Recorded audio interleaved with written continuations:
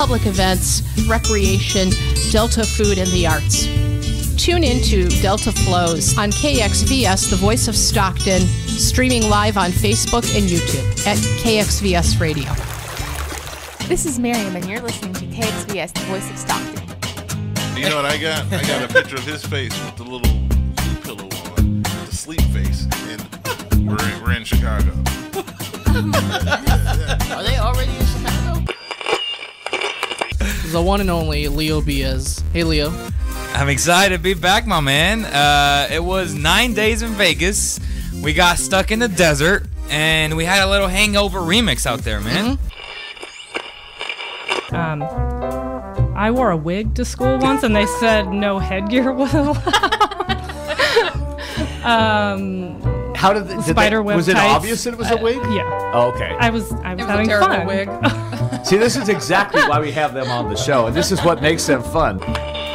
You're listening to KXVS, the voice of Stockton, 92.1 FM.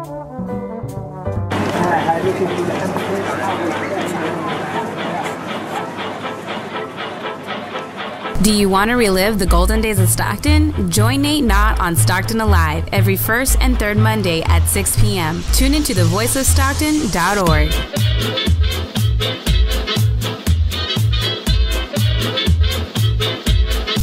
KXVS, the voice of Stockton live. The voice of Stockton at Stone Soup Studio. KXVS.org. The views and opinions expressed in the following program do not necessarily reflect those of KXVS, the voice of Stockton, or its parents, affiliates, management, and staff.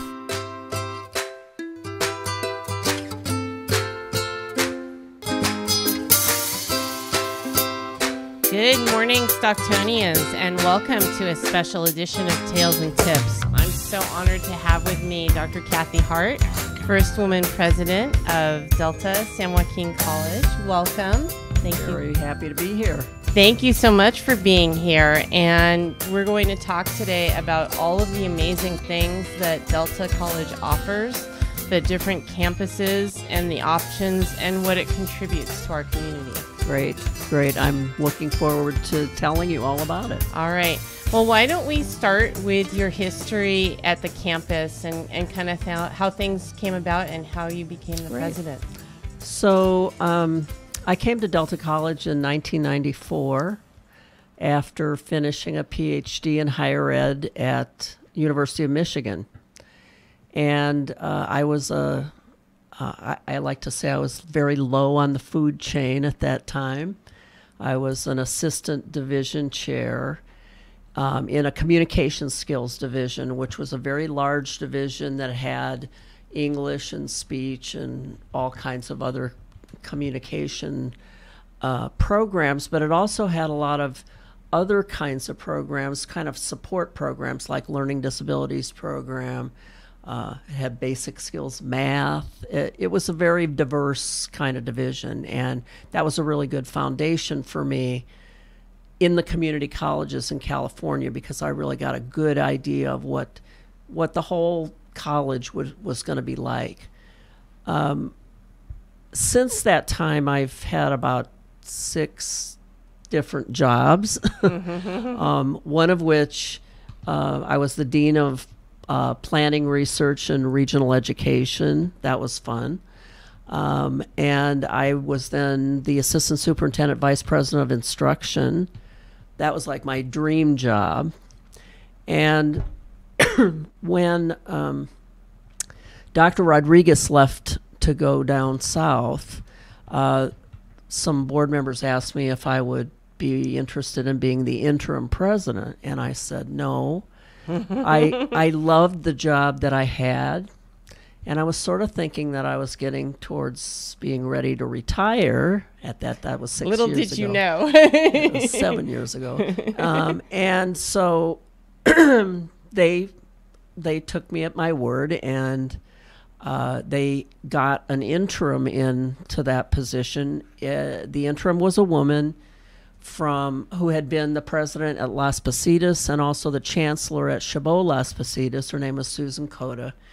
And she and I worked together for about 8 months. She was really an amazing person, and I admired her very much. And at one point she said, you know, you really should apply for the presidency.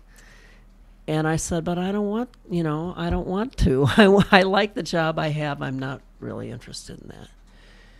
And at the time, one of the things that was kind of holding me back from it, it wasn't the work, it wasn't the administration, but it was really that I just didn't see myself as being a really great in the community type of person. Wow. I consider myself somewhat of an introvert, and I just thought, well, I don't know whether I could do that, and I don't think I would like it.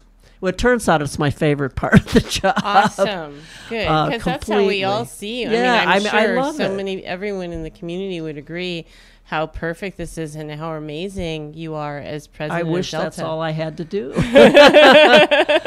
Really do. No, so I really, so anyway, finally, the board, I did not apply, and the board went through a hiring process and hired a person. And that turned out to be a big mistake. And so they let him go in I think he was there about 8 months. And so when they came and asked again, I said yes, because I thought I couldn't be worse. I couldn't do a worse job than he did.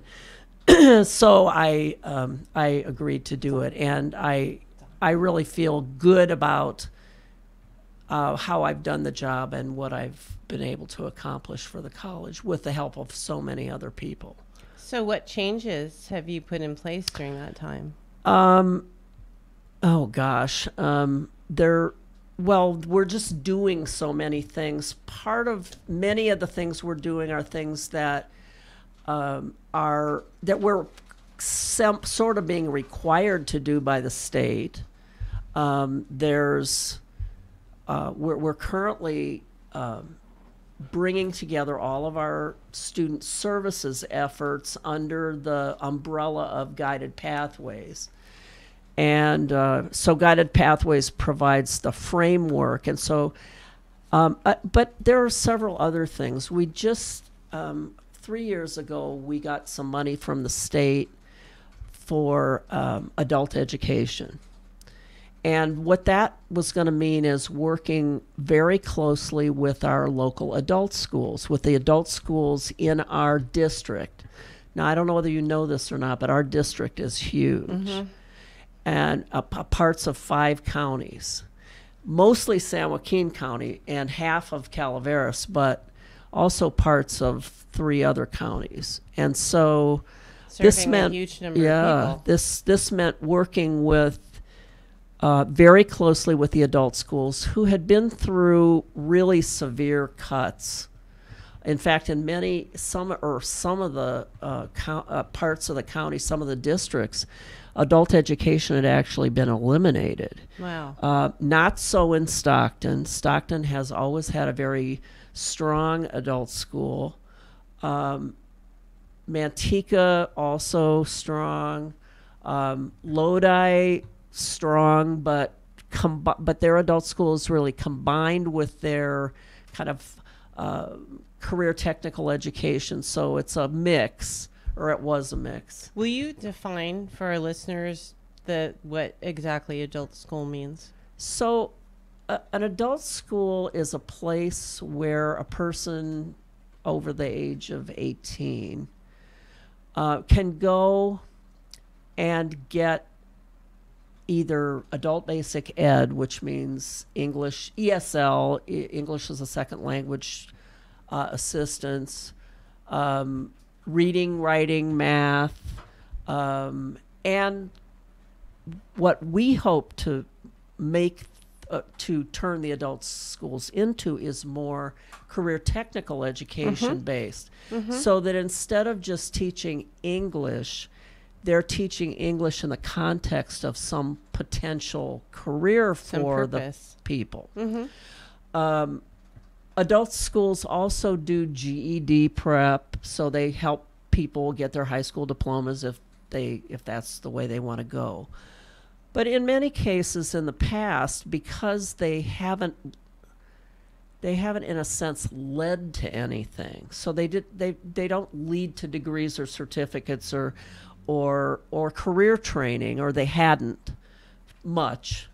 What we've really been working on is connecting the basic skills and the ESL with the career training, and then connecting them to Delta, so that they finally would have a very smooth transition from Delta. Now, the fact of the matter is, most people who go to adult schools could come to Delta right away. It's just that many of them, for a variety of reasons, don't feel comfortable doing that. For one, if they're a fairly recent immigrant, they kind of want to get they don't feel like they're ready to go to a college. Mm-hmm. And so adult school is a great place for them to start. There's less emphasis on grades, on finishing things, and so they can kind of, probably less intimidating. Yeah, very, very much so. They're very, student friendly, and so over this past 3 years, we've really, and this is something that's probably unusual about me. And that is, this was a fairly substantial grant, but I'm one of the co-directors of the grant. Now it's not normal for the president of a college to be also a co-director on a grant. But I could see how important this was in our community, mm-hmm. and to pass it off to somebody else, I think would have been a mistake, because I'm not sure that they would have been as able as I was to connect with those adult schools, mm-hmm. Mm-hmm. and have the credibility that the bridge was already there. And it so, makes sense. yeah, it makes sense. And of course, I already knew a number of these people, mm-hmm. And so it's been a really exciting partnership. Awesome. One of the most exciting things about it is that in the course, we've had a consultant who's been doing a lot of the kind of organizational work that I don't have time to do. And I can't imagine that you're short on time. And That's shocking. They have had, our consultants have connections with the adult education world, as do some of our adult school principals, like Carol Hirota. Mm-hmm. So they've really helped us kind of look at this framework that we're trying to build. Well, we have pretty strong career technical education programs at Delta also, and we also have a lot of data that tell us what the most prominent occupations are, where the most jobs, where you can get into a pathway. That's what we're really interested in. So a lot of the people who are going to adult school are going to start probably at the lower end of the pathway, because they don't have really good English skills or math skills or whatever, but they get themselves in a pathway. So we found out about a concept called sector partnerships. And I have a little graphic that just so you can see. Oh, for me? Okay, awesome. So we started with the health sector partnership because one of the people who had worked at the college as a consultant when Hazel Hill was there is someone who had a lot of connections in the health sector. We also know that very many of our students at Delta want to be nurses. Mm-hmm. The nursing program is very, very desirable, but not everybody can get in it. We only have a certain number of spaces. But there are literally hundreds of other occupations that students can go into, either as a way into nursing or possibly instead of nursing, mm-hmm. or on the path. Mm-hmm. So anyway, what these sector partnerships involve, which is, we all know this is really important, but it's really hard to do.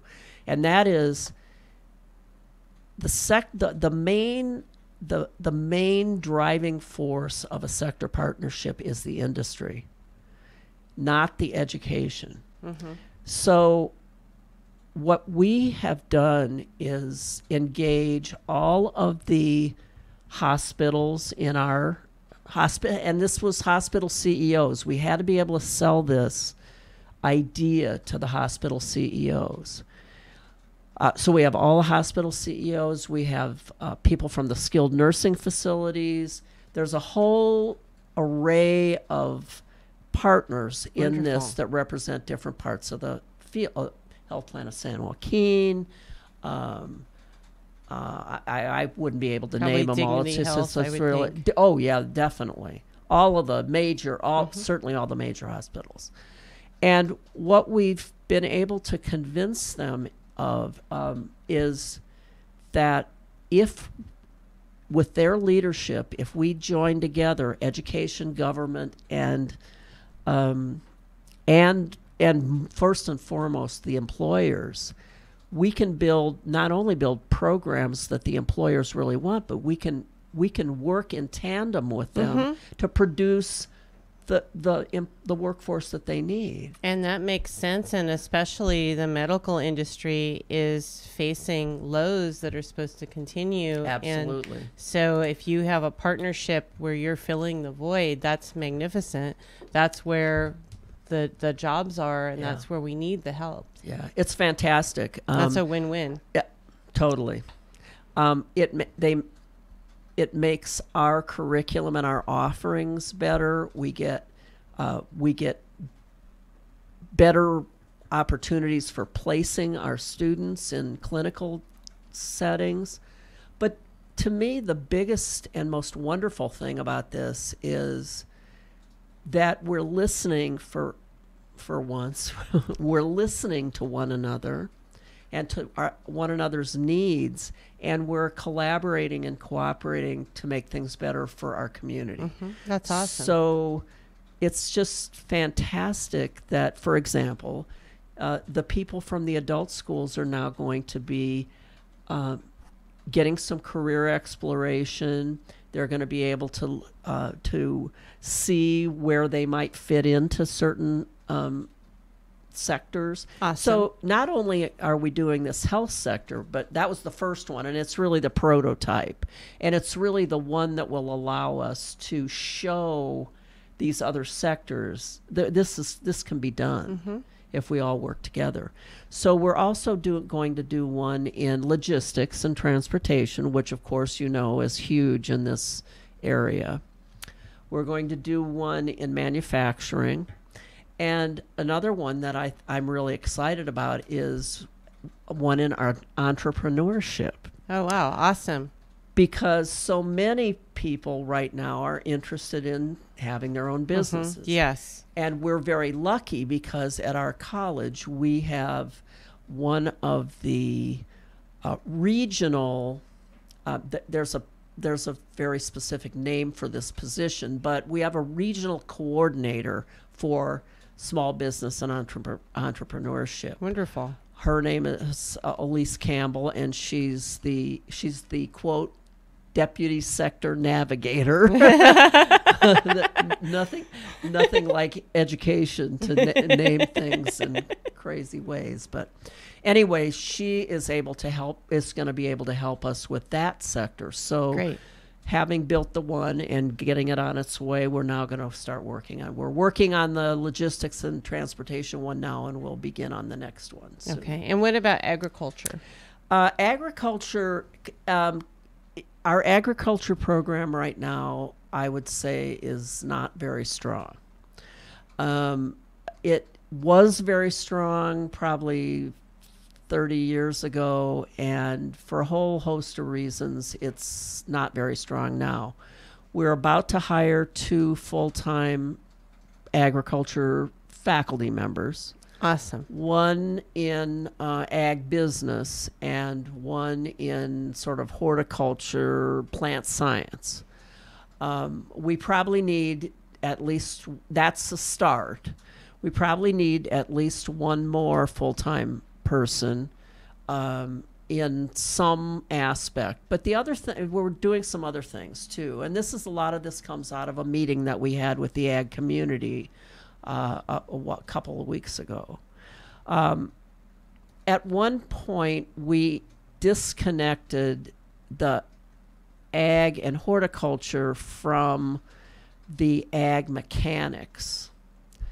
And we heard from the community that they wished we hadn't have done that. And that's an easy fix. We just put them back together and, you know, have them start working more in tandem. Another thing is that I think you know that we have the Manteca farm. Mm-hmm. And that farm it needs some serious fixing up. And so we're about to launch a huge renovation project down there. Awesome. It should be starting any time. And what it'll start with is tearing down the old barn and then building a new barn, refurbishing the classrooms, and doing some other refurbishing work down there. And now, you know, in addition to that, we need to have some assurances from our ag faculty, these new faculty members, and the current ones in ag business, or I mean ag animal husbandry. We need to have assurances that they will actually teach students at the farm, and that has not been happening for a long time.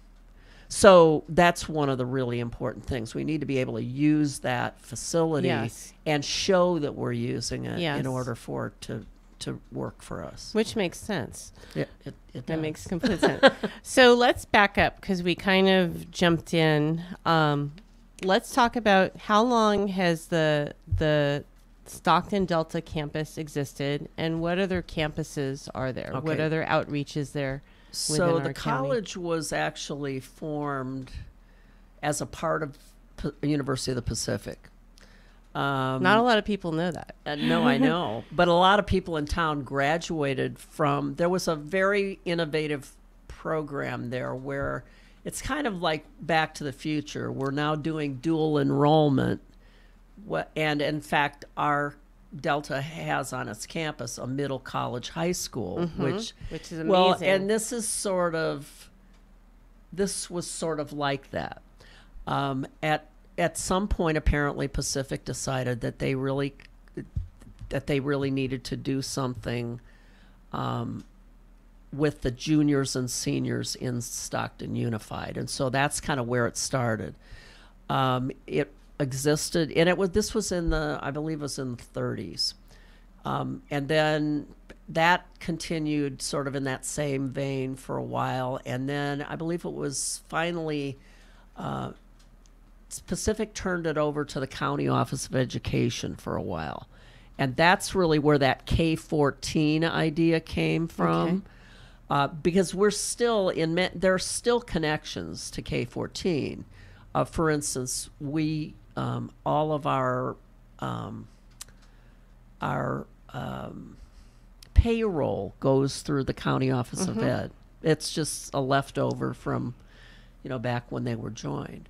I believe it was 1967 when the Delta College actually was emancipated from the county schools. So that's when it became San Joaquin Delta Community College District, and no longer was under the control of the County Office of Ed, though these little remnants still exist.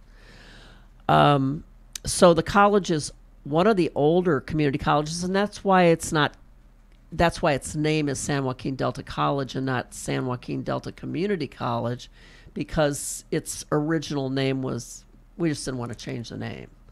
Modesto is the same way, Modesto Junior College. Now, they maintain the junior in their name, but they're actually a community college too. And Delta is one of 114 community colleges among 72 community college districts in the state. And we're overseen by the California Community College Chancellor's Office.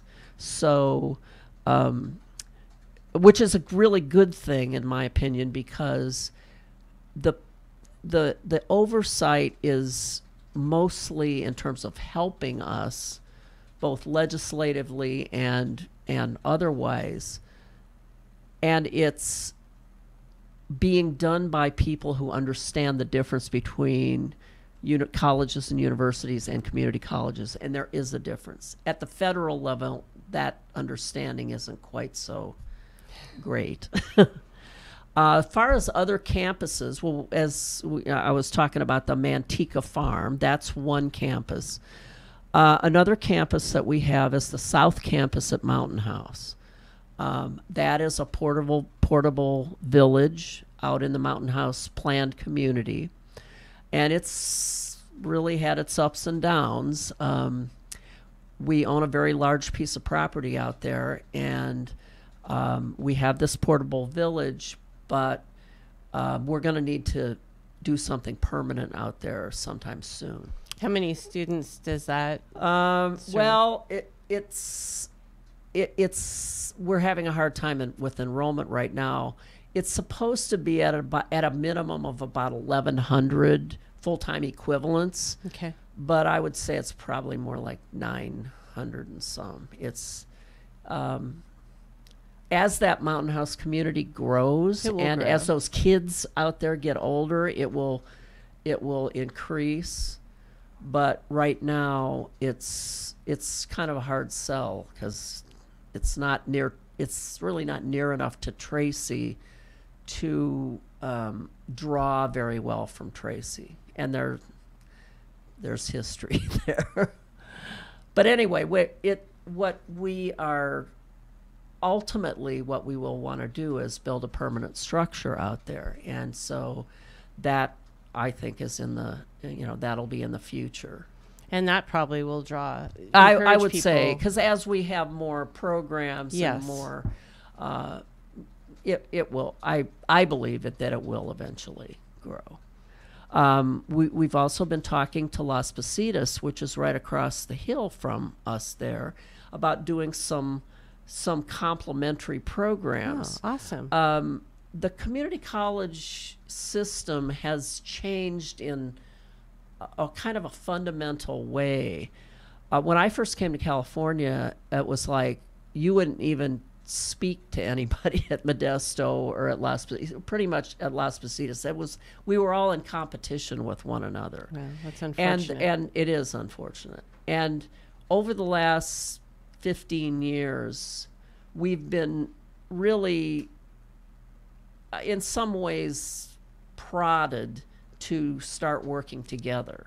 And we have done that, and it's really been good for the students and for the colleges. It's excellent to be able to help your students get what they need, and not feel that that everybody has to have everything. Well, and just like in other sectors of our community, when everyone has to duplicate services, then everyone's spending a lot. Whereas right. if you can do complementary Absolutely. services, it makes more sense fiscally, and in the long run, you probably end up helping more people. Absolutely. Absolutely true. Right. So, and you have classes in Lodi as well. We do. We have. We've really worked hard to make sure that we don't have centers or no brick and mortar. Mm-hmm. Oh, the other thing we also have that anybody in the district or outside the district can take advantages of is our internet classes. We have a lot, I think it's at this point, it's at least a quarter, if not more, of our course offerings are fully online. Oh, that's awesome. Which means that, it just makes the access to higher ed so much huger. So we have classes in Lodi, we have classes in Galt, and there are a couple kinds. Some are dual enrollment, which means they're high school kids who are taking college classes That's for awesome. college credit, which is fantastic. That's huge. And the other are just classes that anybody in the community can take. some of both kinds in Galt. We have some of both kinds in Calaveras. We have, I don't think we have any right now in Rio Vista, but we have had over the years. That's awesome. Yeah. That's and then amazing. we do dual enrollment with Tracy, with Manteca. So we're kind of everywhere. We also right now have a program at Dual Vocational Institute at the prison. Oh, I didn't know which that. has become very popular among the people there, because many of the inmates are really interested in changing their lives and getting the education they need. That's awesome. Those are the kinds of programs that they have great outcomes, because the students who join them are totally into it. But they're very hard to set up, because you're talking about two really gigantic bureaucracies trying to fit themselves together. But when both sides really want something, it's amazing what you can make happen. That's awesome. How many people are getting certificates that are taking classes? Well, we just started a year ago, so Okay. probably nobody's actually finished So far. yet. Okay. But we've been teaching computer science out there, and we have a schedule of classes so that they should be able to finish, within most of them are only taking 1 or 2 classes at a time, so it takes a while. It will take time. How many people are enrolled in that? I don't know the exact number. Okay. I think we had room the first time around for 40, 50 students, and we had a waiting list. Oh, that's awesome. So there was a big demand. demand. So it's a big demand. Okay, big wonderful. demand. Awesome. And what we Awesome. found, we were very surprised. We thought a lot of the people who would want to do this would not have very good reading and writing and math skills. We were totally not true. Wow. So they were ready to do college level work. That's wonderful. Yeah, it was. That's really fantastic. positive. That's amazing. I had no idea that was going on. Yeah, That's awesome. yeah. Now again, it's sort of back to the future, because when I first came to Delta, we had some classes out at the Youth Authority, which isn't the Youth Authority anymore.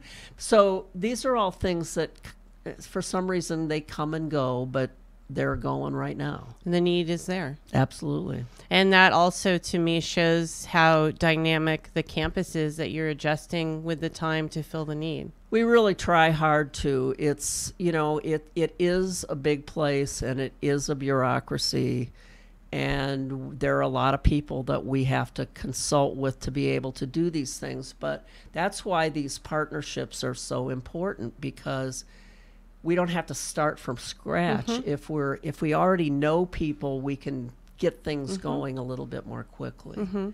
And you have access to the information of what's needed, and people to help to frame Absolutely. it. So that's Absolutely. awesome. And it's interesting you mentioned that it's a big place, but at the same time, what's awesome about it is it's a small place, in that the class sizes are small, it's personable, the teachers know the students by Absolutely. name, which is huge in terms of success for the students. Yes. We always need to work on our customer service. I mean, it's a big issue, because a lot of our intake processes are complicated, and it's not perfect by any means. Nothing is perfect. But it's we're always working to make it better, and we really want to hear from people if they don't have a good experience, so that we can do something about it. And how can people reach you? So when you say you want to hear from people, how can they give feedback? Well, they can go on the website and they can write me. All right, awesome. And people do that. All right, what's the web address? My email address is khart@deltacollege.edu. And I'll probably have to get another mailbox. That's pretty awesome. You just gave your own personal. but that's really email. the best place to go. And then I can, depending on the question or the concern, I can forward it to the right people. Awesome. That's rather amazing than- that you gave your yeah. own personal email. I didn't expect you to do that. It's just my Delta email. I have another one, But when I went to UC Davis, I mean, the class sizes for the basic core classes were 500 to 800 students. And you're just lost in a group of students, which is fine if you're internally motivated and you're directed. Exactly. But it can be challenging for a lot of students. Yeah, I went to Purdue, so I know. So you know what it's like. Yes. I know exactly what it's like. So another Aggie school. Yes, definitely. I have a little Aggie in my background. My grandfather and my uncle were farmers, so I didn't know that. Yeah. Awesome. So we have all kinds of other programs at Delta too. The culinary program yes. is so widely known in our community. Very, very wonderful program. They do a great job. They're real community ambassadors also. But we also have programs for special populations like foster youth and our veterans center. We have a veterans center that helps our veterans. And one of the things I think that's really that I always really wonder about is how we can communicate better with the public to let them know what we have, because every now and then I'll run into somebody at the college and they'll say, for example, well, I'm a veteran, and I say, well, so do you use our veterans center? Oh, I didn't know you had one. And so, it's interesting these days that it's really hard to communicate with people if they're not looking for you to communicate with them.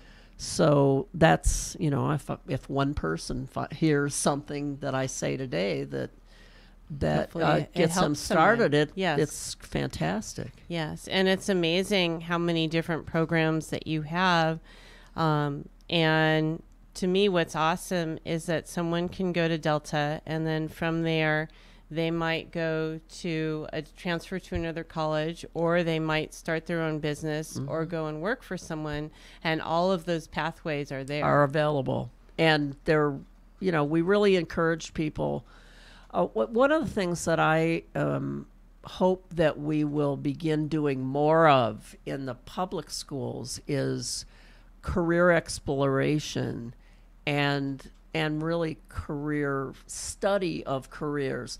Early on, kids just need to know what all the possibilities are. And how to get there. Right, and how to get there. As they go forward, they really need more specific guidance in those particular careers. And I think that there are a lot of students that flounder around for a long time before they actually figure out what they want to do. And in these days, time is money. Yes. And yes. So the more the more focused they are when they come to a college, the better off they are. I mean, that's not to say that people can't explore, but what you're saying makes total sense, and especially, the cost of education isn't inexpensive. No. Depending on where you go. And yes, we're fortunate that Delta is more practical, but it still costs money. It's still time. It's still books. And I mean, I remember in high school taking a test that kind of directed you to a certain career that you might have higher interest. But we never really were told, okay, if you want to do this, you this need is to what do you X. need to do. Yes, we need that. Absolutely. Maybe we can work on that. Yeah. Yes. That's. I'd love to help you with I that. just talk about that wherever I am. I talk about that because I think I see nothing wrong with the emphasis that has been put on going to college. But if that emphasis is totally on sort of that kind of nebulous, whatever that is, with no focus guidance on what the career is going to be once you get through it's really an important piece of the puzzle that needs to be re-looked at and emphasized, because I think a lot of students drop out of school because they don't like the kind of education they're getting, but there isn't really much of an alternative unless they have families that can figure out what the alternatives are. Kids don't figure those things out themselves very well. And not everyone is geared towards a 4-year college. No. And not every degree, unfortunately, from a 4-year college leads to a career. Correct. I think that's going to be changing, because I think people have finally figured out you don't go to college and then figure out what you want to do. Mm-hmm. So you be figure out what you want to do, and then you go to college. And of course, you know about that because you went to a professional school. Mm-hmm. Students I knew I wanted that. I've known my whole life, but a lot of people don't have that. Students who know what they want to be are they don't have these problems because they just know how to get there. But if you don't really know what all the possibilities are, you need help in figuring that out. Definitely. Well, maybe there can be some kind of computerized tutorial that's similar to that test that I talked to you about, but also at the same time says, if you're interested in careers in this sector, you need to take classes in this, and this. And that's what this guided pathways framework is going to do. Awesome. In the community colleges, the philosophy for a long time was, and I'm not really quite sure why this is, but was don't prescribe anything. So just let people do as they wish. Now, I don't know whether that was because maybe at one time it was thought that most of the people who were going there for particular careers and that they didn't need to. But in any case, it's when you look at a lot of our programs, you see that students just have too many choices. And they have no basis on which to make those choices. And guidance can only be beneficial, and if it's not, you can choose to ignore it. But exactly. How could it hurt? Exactly. So what Guided Pathways does is try to help students figure out what they're interested in, and then not narrowly focus them, you're going to be this, but at least get them in the right path. That makes total sense. Yeah, it does. It makes sense not only in helping them to be successful, but it's fiscally sound as well. It makes all the sense in the world. So let's go back and talk a little bit more about the structure of Delta. Is it set up as semesters or quarters? We're on 2 semesters with a summer session. Our summer sessions typically are 6 weeks or 8 weeks, and they're concurrent. So some classes have more units, and they tend to be the 8-week classes. So math, science, and so on are more into the 8-week. The 3-unit classes, the typical 3-unit classes, are would be in the 6-week, but the vast majority of students really go the 2 semesters. Okay. And is it charged per unit? Yes. The fees are $46 a unit. So it's very affordable. That's awesome. I mean, it's great. I was just at a conference in Chicago and with other community colleges, and in some states a community college unit is as much as $300. Wow. So this, in comparison, California is really lucky. Now, where a lot of students have trouble with the finances, though, is with the books. Because books have become, I think, ridiculously expensive. Some of our science and math books are in the $250 range, and I never have been able to figure out why. But anyway, there are a lot of things have been going on in that realm, but nothing has really solved the problem. So, for example, we at Delta, we have our own bookstore, and we rent textbooks. We didn't used to do that. We used to only be a a bookstore that sold books, and there really wasn't any place where you could rent them. But now that's become something that students like to do. Now, personally, I like to own my books because I like to write in them. Yes. But anyway, it makes it helping, affordable for those students. There are also something called open educational resources, which are free open resources where there are actually free textbooks available online that you can access. I think, more and more we're going to be trying to work with our faculty to make sure that they at least look at those. We can't prescribe that they use them, but we're not really sure how many of them even really know about them. And so that's something that's really important. That's wonderful, though. If that's an option, and maybe they can rent the book online for X amount of time or own it online. Right. That's awesome. That's awesome. And what is the enrollment at the actual Stockton campus?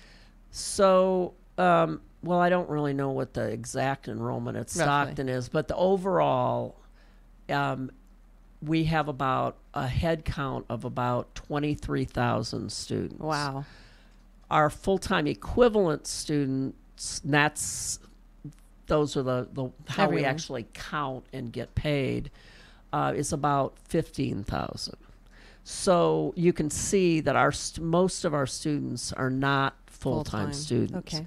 And the reason for that, and that's one of the things we're really working on students about, because we want to make sure that students understand that when they extend the time of their education by taking fewer units, they're also losing money. It costs more, but some of those students might be working but they need too. Right.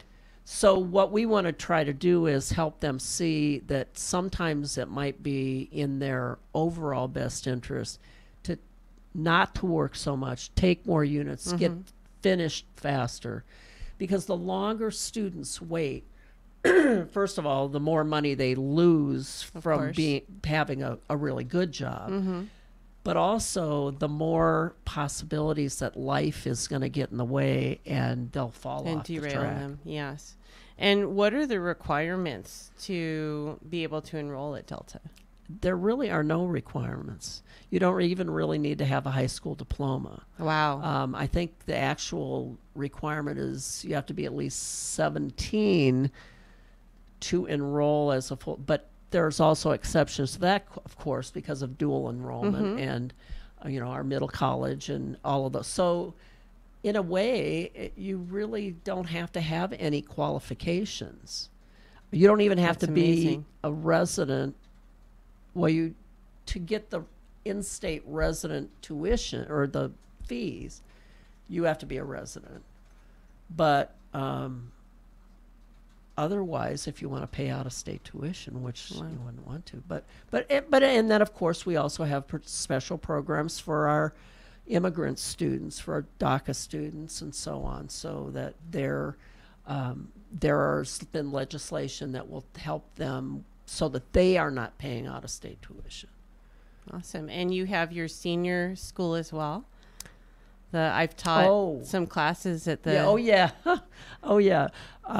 yes, community education. Now, that's fee-based. So, and that's really great. We have kids' college. There's lots of programs that we have for kids, and then there's also the adult program. I don't know, which ones have you taught? I taught a first aid class for the senior... I forget what the acronym cycle? is. Yes, thank you. Yes.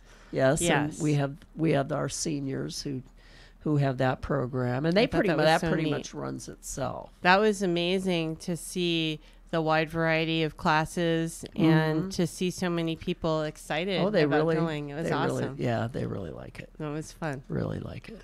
It's amazing how many opportunities that Delta offers, and I agree with you. I think so many people in our community are just not aware. Right. Well, and the recession really hurt us because we had to turn students away. We just did not have the capacity to to handle all the students who, community colleges are the whole funding formula that we have been under is one that we're booming when the economy is really bad, and vice versa. So when we have money, students don't have jobs. Yeah. And so they don't attend as much. All right. And anything else that you would like the members of the community to know about Sure. Delta? Well, one is something that we just did not but a few months ago, or a couple months ago even, is the MOU, Memorandum of Understanding that we signed with CSU Stanislaus. Awesome. That's huge. It is huge for this community because we've always worked well with CSU Stan, but this is a promise on their part that they will offer planned degrees in certain disciplines. They're going to start with about 4 disciplines, big ones, big sellers. You know it will grow from there, though. Yes, big sellers for us too. Business, psychology. I think the liberal studies, which is preparation for teaching, and communication studies. Those are all really good huge. ones. Those are in high demand. And yes, and what this will mean for our students is we'll be able to say to them when they come in, you don't stop. You don't stop when you finish here. You go right on over to the stock, because so many of our students don't have the resources to drive 2 or 3 times a week down to Turlock or up to Sacramento. And so I just am so grateful to Ellen Junn, who is the president of CSU Stan, and to Famous Harrison, who's the dean of the Stockton campus, that they've made this happen. That's awesome. They've really made this happen. It's going to mean huge. we're going to have a counselor from CSU on our campus. Yay. It's a win-win terrific. for everyone. And it totally is. When you talk about students getting derailed because of length of time or obstacles, that's removing one more obstacle. Yeah, absolutely. So that's huge. And a huge one too. Yes. And this doesn't preclude the possibility of a CSU Stockton. But it might enhance that possibility. It could, yeah. It really could. But it for that to happen is going to take a long time. And so this fills the gap. Yes. And provides the students with an opportunity that they just wouldn't have otherwise. It's huge. That's awesome. That's really exciting. I mean, I couldn't believe it. When does it start? This fall. Wow. That's awesome. That's really cool. That's a huge coup for our community. Yeah, absolutely. Absolutely. All right. Anything else that you'd like to add? So, well, another area that I want to talk a little bit about is our marketing, communication, and outreach function. We really didn't have an office that focused on those 3 things.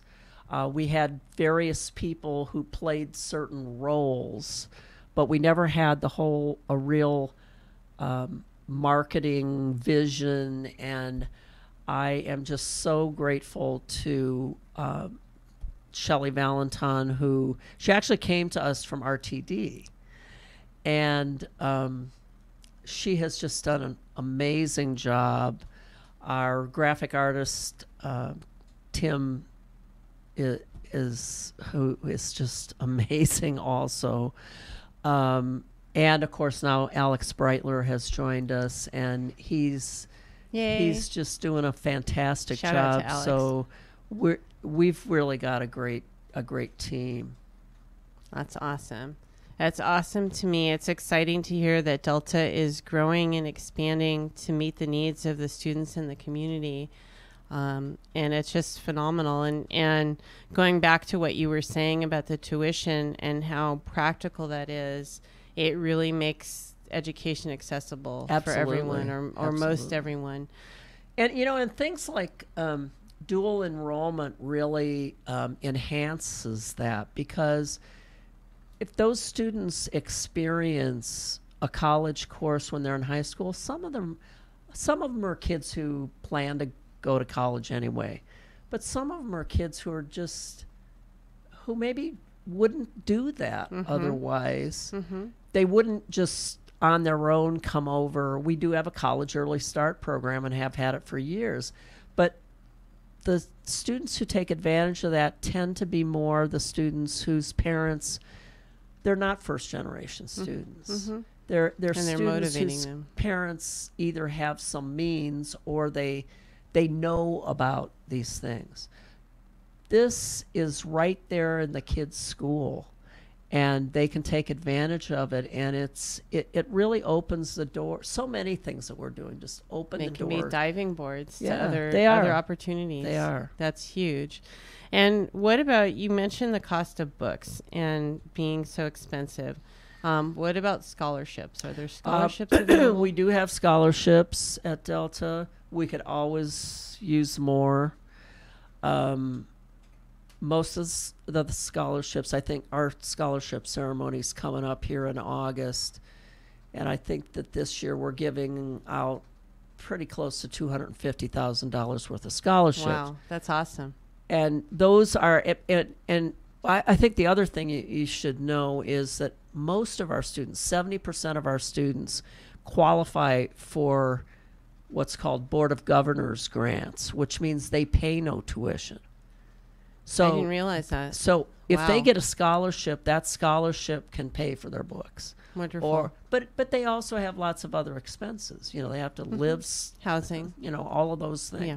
So it's going to school is an expensive proposition no matter how you do it. But I think our way is certainly the most economical way. And, if you can qualify for a scholarship, and I think that's another thing, is so many kids don't know about scholarships. And so they might qualify if they had a lot of assistance with that or knowledge about how to go about that. Those are things that I think sometimes some kids are left out of in high school because nobody thinks they're going to go to college. But if they learned about some of these things, that would, and I know that for some special populations, there are special programs that would introduce students to those things, but it's not everyone. So how much outreach does Delta do to the different We go high out schools? to all of the high schools in our district. I believe it's at least 3 times a year. But then also financial aid goes out, admissions and records goes out, and then just our outreach group goes out. So we're out there pretty much. The other thing for me is that I meet on a monthly basis with the local superintendents, so that not so much because we have all that much in common, but so that I know them and they know me, so that we have a relationship and that we can help one another when we need to. So that's awesome. I'm, I know all of them well, and I feel like they're people I can go to if I need help with something, or they can come to me. So I just think, I just think relationships are about the most important thing in just about anything that we do. Well, look at Rotary and exactly how much work we're able to do in the community through Yeah, Rotary because exactly. of relationships. Exactly. And it's just another parallel. Well, I really want to thank you for coming out and talking this afternoon and just highlighting all the amazing things at Delta and how much that you're facilitating. And it's phenomenal that you're the president there, and it's exciting to hear all of the things that you're working on. Well, I have hundreds and hundreds of people there who are really working hard to make things great for our students. So it's, I'm the face, but they're the worker bees. Awesome. Well, I'm sure that a lot of it, though, is your innovation and your direction. And I look forward to hearing more amazing things from the campus and all the campuses. Right. All right. Thank you. All right. And with that, I'm going to sign off. I am the voice of Stockton. You are the voice of Stockton. We are the voice of Stockton. Let's make it a great day.